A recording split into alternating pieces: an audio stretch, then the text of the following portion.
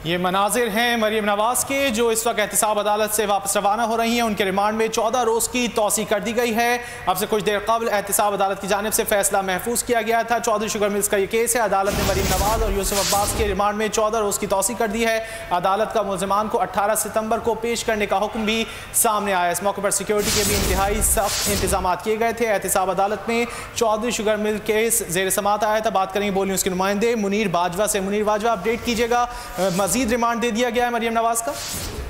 जी बिल्कुल, एहतिसाब अदालत के मुंतजिम जज अमीर मोहम्मद खान ने मरीम नवाज के और यूसुफ अब्बास के जिस्मानी रिमांड पर महफूज किया फैसला जो वो सुना दिया और अदालत ने दोनों मुलजिमों के जिस्मानी रिमांड में 14 रोज की तौसीक कर दी और अदालत ने दोनों मुलजिमों को दोबारा 18 सितंबर को पेश करने का हुक्म दिया है। एहतिसाब अदालत के रूबरू नायब के प्रोसिक्यूटर ने यह मौका अख्तियार किया था कि मरीम नवाज जो है वो चौधरी शुगर मिल्स में मनी लॉन्ड्रिंग में मुलव्वस पाई गई हैं और इन हवाले से मजीद तहकीकात करने की जरूरत है।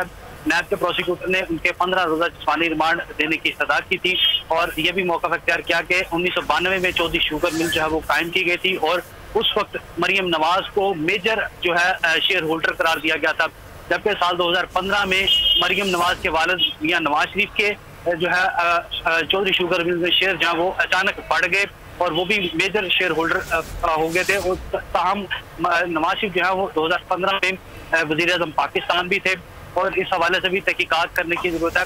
नैब के प्रोसिक्यूटर और तफ्तीशी अफसर ने अदालत को यह भी बताया कि मरीम नवाज के बयान पर चौधरी शुगर मिल के सेक्रेटरी और जो CFO दोनों को भी तलब किया गया था। उनसे मरीम नवाज के शेयर मुंतकिली के हवाले से जो है वो दस्तावेज़ मांगी गई थी, लेकिन दोनों जो कंपनी के जो अफसरान थे उन्होंने बताया कि मरीम नवाज के जो कंपनी के शेयर मुंतकिली के हवाले से उनके पास कोई दस्तावेज़ात मौजूद नहीं है।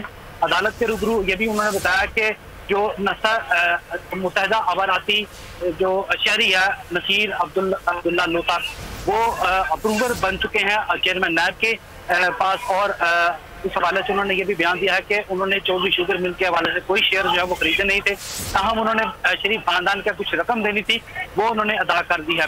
अदालत के रूबरू नायब के प्रोसिक्यूटर ने उनके मजीद जिस्मानी रिमांड की इस्तदा की, ताहम मरीम नवाज के वकील ने मौका अख्तियार किया कि मरीम नवाज का जो है चौधरी शुगर मिल्स के हवाले से पनामा JIT में तहकीकात जो है वो मुकम्मल हो चुकी हैं, मजीद रिकॉर्ड की जरूरत नहीं है। नैब के पास पहले से ही रिकॉर्ड मौजूद है, जबकि नैब जो है वो अभी इस केस को बेबुनियाद तौर पर लटका रहा है और मजीद जिस्मानी रिमांड की इस्तदा कर रहा है, लिहाजा इनका जिस्मानी रिमांड की इस्तदा मुस्तरद की जाए।